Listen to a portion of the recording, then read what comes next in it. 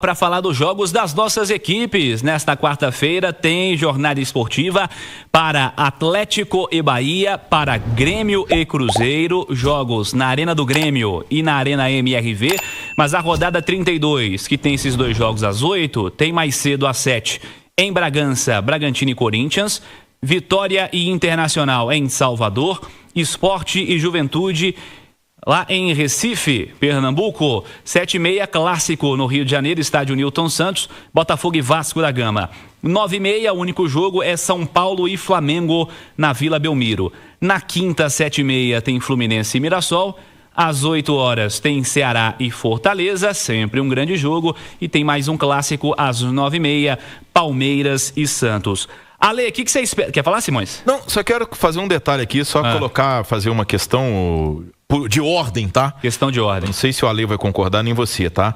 Mas é um absurdo enfiar em goela abaixo do Brasil inteiro São Paulo e Flamengo como o único jogo da televisão aberta às 9h30 da noite, sendo que a gente tem outro grande clássico nacional, que é Grêmio e Cruzeiro, que poderia muito bem ser também às 9h30 da noite, 1h30 a mais em Porto Alegre, porque os dois só vão jogar na próxima rodada no domingo. O Cruzeiro, 4 horas da tarde com o Fluminense no Mineirão, e o Grêmio às 8h30 da noite com o Fortaleza lá no Castelão. Então, quer dizer, eu considero como desrespeito enfiarem em Minas Gerais e Rio Grande do Sul, dois grandes estados, um São Paulo e Flamengo, sendo que poderia estar sendo transmitido um Grêmio e Cruzeiro. Eu acho que isso é desrespeitoso com a audiência de dois grandes estados e estados relevantes no futebol brasileiro. Eu concordo, mas não tem a ver com direitos, né, de transmissão, porque agora está muito espalhado, né? Não tem direito. Tem jogos que são exclusivos. Mas esse Grêmio Cruzeiro não é exclusivo. Ele não é exclusivo. Esse Grêmio Cruzeiro poderia passar na TV aberta. O jogo exclusivo é o Botafogo e Vasco. O Botafogo e Vasco é aquele do streaming, né, que o gol sai 40 segundos depois, mas poderia ser um jogo de TV aberta, mas preferiram privilegiar São Paulo e Flamengo, enfiando goela abaixo do Brasil inteiro, sendo que a gente tem um outro grande clássico nacional envolvendo outros dois grandes estados, que são Rio Grande do Sul e Minas Gerais. Sua questão de ordem foi respeitada, Alexandre Simões. Dito isso, Ale Oliveira, o que você espera de Grêmio e Cruzeiro, clássico do futebol brasileiro, amanhã às 8 horas, Ale? E de um Grêmio que vive altos e baixos, né? É bem verdade, viu, Cirilo, que nessa última janela de transferências, o Grêmio foi ao mercado, né? E trouxe principalmente o Arthur. O Arthur mudou a cara do Grêmio, trouxe outros jogadores, alguns lesionados, como o caso do William, né? O William velho de guerra, o William seleção brasileira, que foi revelado no Corinthians, né? Mas tá machucado, mas o Arthur tá jogando muita bola, mas muita bola mesmo. Ele é o maestro desse time, ele conduz o time, principalmente ali no setor de meio campo, mas é um time ainda muito irregular, que o torcedor não sabe muito bem o que esperar. Por exemplo, meter um 2-0 no São Paulo há 4 rodadas atrás, que para muita gente foi a melhor partida do Grêmio no campeonato. Um 2-0 com autoridade, era para ter sido mais. Na rodada seguinte, tomou de 4 pro Bahia, né? Depois vence o Juventude. Aliás, a campanha do Grêmio fora do Rio Grande do Sul, ele tem 3 vitórias como visitante, viu, Cirilo? Mas só que 2 no Rio Grande do Sul, contra o Juventude e contra o Internacional. Só venceu fora de casa o Atlético. Mas, de qualquer maneira, venceu o Juventude como mandante 3-1 e perdeu na última rodada 2-0 para o Corinthians. Então, cheio de altos e baixos, ainda sonhando com algo melhor na competição, mas que a torcida não consegue confiar. E a diferença realmente para o momento do Cruzeiro é enorme, né? O Cruzeiro muito bem definido, brigando na parte de cima, com confiança, com um grande treinador, com jogadores vivendo um momento individual muito forte, né? Então, mesmo como visitante, até pelo jeito que o Cruzeiro joga, né? Gosta de jogar, eu considero o Cruzeiro favorito. Cruzeiro favorito amanhã, Alexandre Simões? Eu não sei se chega a ser favorito, assim, que eu acho que o mando de campo faz muita diferença nos jogos do Campeonato Brasileiro, né? Agora, por outro lado, concordo com o Ale. O Grêmio precisa armar uma estratégia, ele não tem uma defesa rápida, né, o Ale? Não. Jogar aí Noriega e Kahneman na zaga não é uma defesa rápida para você marcar Matheus Pereira, Caio Jorge e Arroio. Isso aí pode decretar muita dificuldade para o time do Mano Menezes, que já está pressionado, tá? Que já está pressionado. Agora, por outro lado, o Grêmio tem esse Arthur, né? Que realmente vai fazendo... É interessante, né, Ale? Você falava outro dia, né? O Arthur na Europa, ele não tava... Não. Né? Não tava. Aí o nível é tão diferente que o cara chega aqui, ele vira o craque, né? Ele vira o Arthur. Ele vira o Arthur. Não, e ele chegou a jogar em grande nível na Europa. Sim. Né? Chegou a ter grande nível na Europa. Ele foi pro Barcelona, né? Isso. Mas não tava lá apresentando. Chega aqui, o cara sobra, mas sobra muito. E aí tem essa dupla de ataque do Grêmio aí, que são dois garotos, né? O Alisson e Carlos Vinícius, que o Cruzeiro precisa ter muita atenção. São jogadores de muito poderio técnico e de muita força física. Então isso aí pode ser. Mas por outro lado, eu acho que assim, se o Cruzeiro conseguir encaixar o seu jogo normal fora de casa, eu acho que ele tem muita condição de bater o Grêmio, principalmente pela velocidade que o Cruzeiro tem no ataque. Olha, perguntei ao Simões no primeiro tempo, queria sua opinião também. Dupla de zaga tá de volta. Como é que você avalia o desempenho dos reservas no fim de semana, né? A dupla reserva e o peso dos retornos dessa parceria Fabrício Bruno e Lucas Vidalba no jogo de amanhã? O time como um todo do Cruzeiro tá muito encaixado, né? E evidentemente que a dupla de zagueiros não é diferente. Vidalba jogando muito, Fabrício Bruno sendo convocado para a seleção brasileira toda hora. E eu acho que, assim, o João Marcelo ainda está longe do seu ritmo ideal, e é normal, né? Porque o cara ficou muito tempo inativo. E o Jonathan Jesus, até pela juventude, muitas vezes ele toma algumas decisões que não dão certo, né? Então, acho que sentiu. Até porque, no primeiro tempo, o Cruzeiro não marcou bem a equipe do Vitória. O Vitória teve boas chances, teve logo de cara uma defesa impressionante do Cássio, depois teve bola na trave, então o Cruzeiro não marcou bem. No segundo tempo, o Cruzeiro não atacou tanto, mas ficou muito mais protegido. O Léo Jardim arrumou o momento defensivo do time, trouxe os volantes para mais próximo dos zagueiros, os laterais ficaram um pouco mais, e aí esses dois zagueiros, né, o João Marcelo e o Jonathan Jesus, sentiram menos, né? Se sentiram mais seguros. Mas, de qualquer forma, sentiu bastante falta, sim, o Cruzeiro.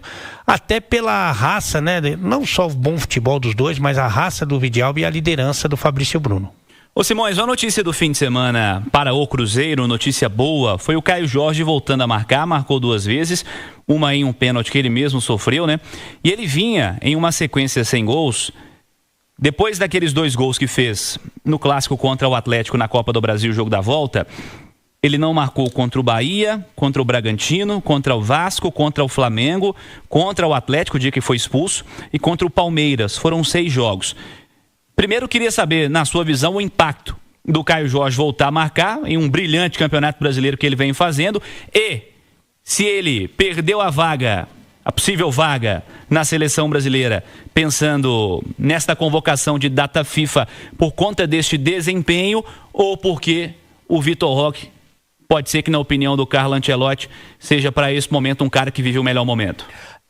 Cirilo, é inegável que o Vitor Roque vive um melhor momento do que o Caio Jorge, né? É só a gente pegar aí os números dele, as estatísticas do Vitor Roque nas últimas partidas e comparar com o Caio Jorge. Isso é inegável. Eu acho que realmente isso pesou com certeza.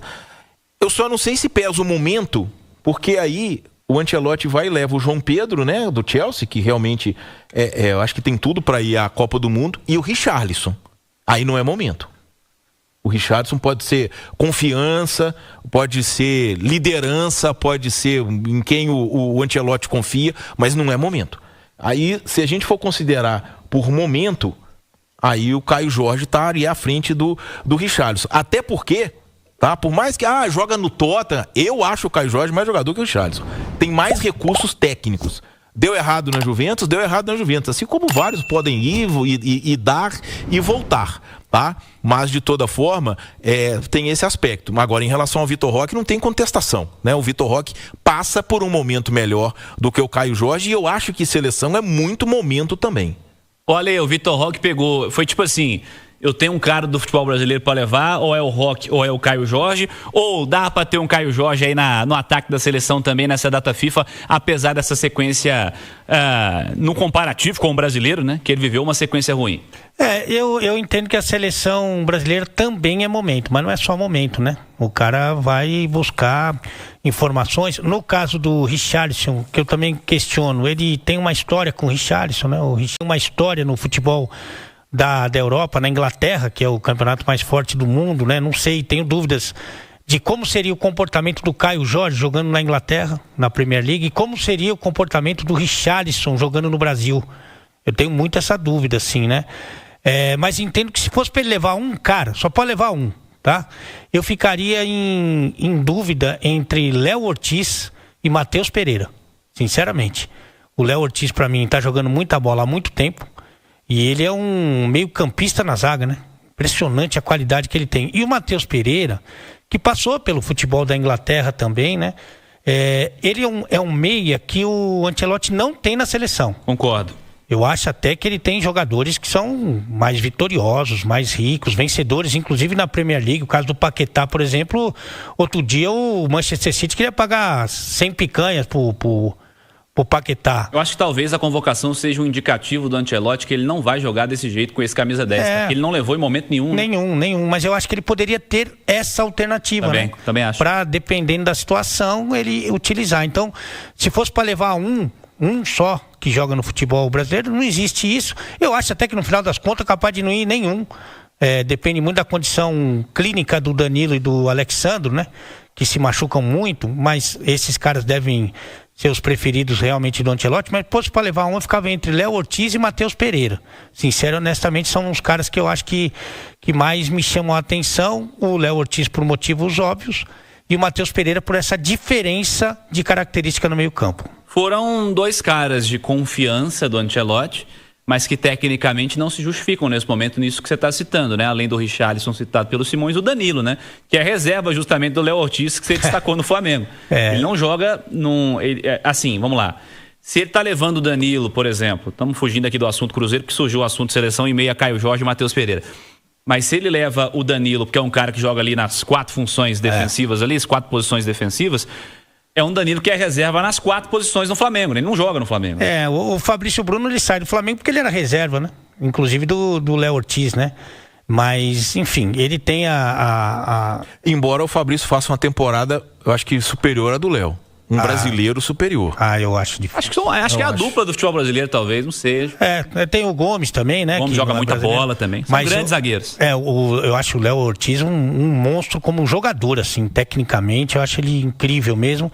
E não teve oportunidade, né? O Fabrício teve oportunidade, não foi bem. E depois, quando ele volta, ele também tem uma queda, né? Nesses últimos jogos que ele teve, ele também não conseguiu acompanhar. Mas, enfim, é a opção dele. Esse caso aí de Danilo, Alexandre, eu acho que vai muito do passado europeu que ele tem. E ele tem uma ideia clara, viu, Cirilo, de ter uma última linha defensiva, ali os laterais principalmente, que fiquem mais postados, que não subam, porque ele tem muita gente que joga dali para frente. Então acho que ele vai manter essa linha com os 2 laterais mais fixos, como se fossem zagueiros mesmo ali no sistema defensivo. Você sabe que a seleção, um treinador de seleção brasileira já provocou uma espécie de crise no futebol brasileiro no início dos anos 80 ao convocar um reserva do Flamengo e não um titular, né? Tele Santana, na preparação para a Copa de 82, convocou o volante Vitor, que era reserva do Andrade no Flamengo. Vitor, um ruivinho de cabelo. Depois jogou no Galo aqui, bom jogador. Jogou no Galo, acho que jogou no Botafogo, mas o Vitor era reserva do Andrade naquele grande Flamengo, né? O meio de campo era Andrade, Adil e Zico. Nossa. Ainda tinha Tita, Nunes e Lico, e convocou o Vitor, que era reserva do Andrade. E aí criou-se realmente porque, como é que leva o reserva, essa coisa toda? Realmente o Andrade era mais jogador que o Vitor, mas o Vitor era muito bom jogador. Jogou no Galo, a turma que mais antiga aí vai lembrar dele aqui, 83, 84, com a camisa do Atlético.